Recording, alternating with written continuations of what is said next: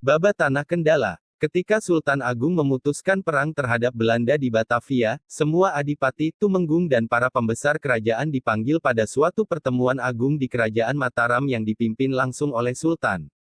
Setelah melalui perapatan serta saran-saran dari para adipati ataupun para pembesar kerajaan, maka keputusan akhirnya Mataram menyatakan perang terhadap Belanda di Batavia. Para pimpinan perang pun diputuskan, dan diputuskan juga panglima perangnya, yaitu Tumenggung Bahurekso, Adipati Kendala dan Gubernur Pesisir Laut Jawa. Bisa dibayangkan bahwa Kendala pada akhirnya menjadi pusat perhatian para sentono kerajaan. Para bupati, tumenggung maupun pembesar kerajaan lainnya perhatiannya tertuju pada figur Tumenggung Bahurekso dan Kadipaten Kendala sebagai pusat pertahanan dan berkembang menjadi pusat persiapan angkatan perang menuju ke Batavia. Kendala memang memiliki catatan sejarah yang agung. Betapa tidak, Kendala menjadi tempat berkumpulnya para pembesar-pembesar kerajaan. Banyak adipati atau tumenggung yang harus meninggalkan daerahnya dan berkumpul di Kendala.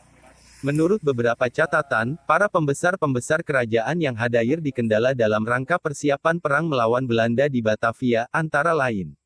1. Tumenggung Bahurekso. 2. Pangeran Purboyo. 3. Pangeran Juminah. 4.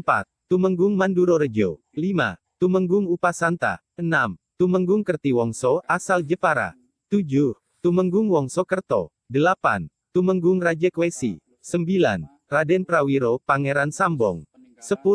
Pangeran Kadilangu. 11. Pangeran Sojomerto. 12. Raden Sulamjono, putra Tumenggung Bahurekso. 13. Raden Banteng Bahu, putra Tumenggung Bahurekso. 14. Kiai Akrobudin. 15. Kiai Mojo dan Kiai Sandi, pengawal Pangeran Sambong. 16. Tumenggung Begananda. 17. Raden Haryo Sungkono. 18. Raden Mutohar. 19. Tumenggung Pasir Pugar. 20. Pangeran Karang Anom. 21. Pangeran Tanjung Anom. 22. Tumenggung Panjirejo. 23. Pangeran Pugar. 24. Tumenggung Singoranu, Pati Mataram, pengganti Ki Juru Mertani. 25. Arya Wiro Notopodo atau Suropodo. 26. Tumenggung Wiroguno. 27. Raden Bagus Kumojoyo. Dan tentunya masih banyak lagi tokoh-tokoh kerajaan yang hadir dalam pertemuan persiapan perang ke Batavia. Bahurekso memutuskan bahwa pertemuan persiapan perang tidak dilakukan di pendopo kabupaten tetapi di sebuah tempat yang dekat dengan pantai.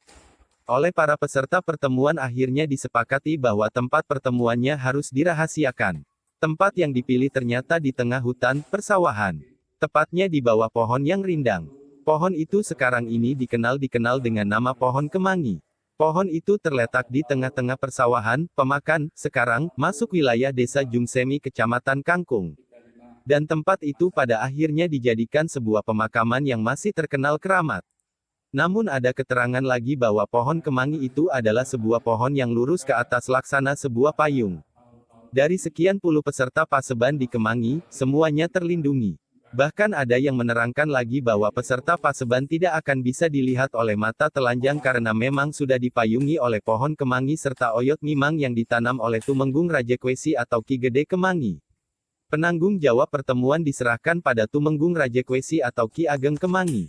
Tokoh ini yang mengatur prosesi pertemuan dari awal sampai akhir dan bahkan termasuk keamanan para tokoh-tokoh kerajaan dari intayan telik sandi atau intel, mata-mata pihak lawan. Oleh karenanya daerah-daerah yang dijadikan pintu masuk para petinggi kerajaan itu dijaga dengan ketatnya. Tidak hanya itu, penjagaan dengwancara batin dan spiritual pun dilakukan dengan baik. Siapa sebenarnya Tumenggung Rajekwesi itu? Memang tidak banyak yang tahu. Belum ada catatan sejarah yang menerangkan tokoh ini secara jelas. Tokoh ini mempunyai peranan sangat penting pada pertemuan itu.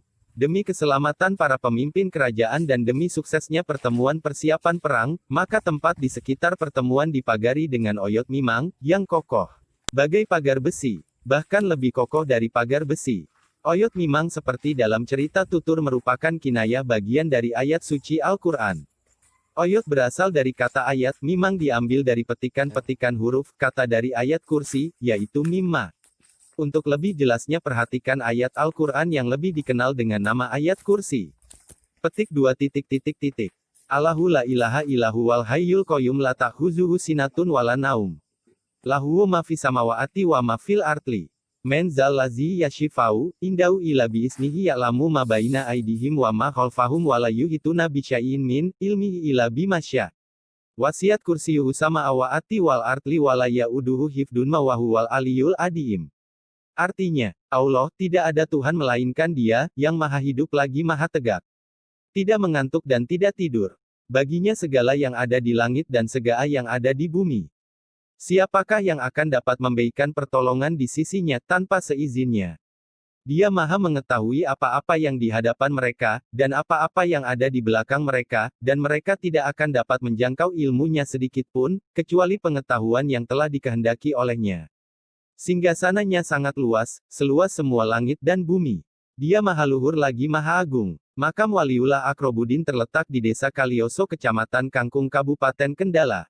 Mari kita datangi makam Kiai Akrobudi yang berada di Kalioso Kecamatan Kangkung Kabupaten Kendala bersama Gus Subut dan Kiai Haji Sunardi untuk mengetahui sejarah Kiai Akrobudin. Jangan lupa di subscribe, tekan tombol lonceng bisa mengikuti perjalanan dunia lain.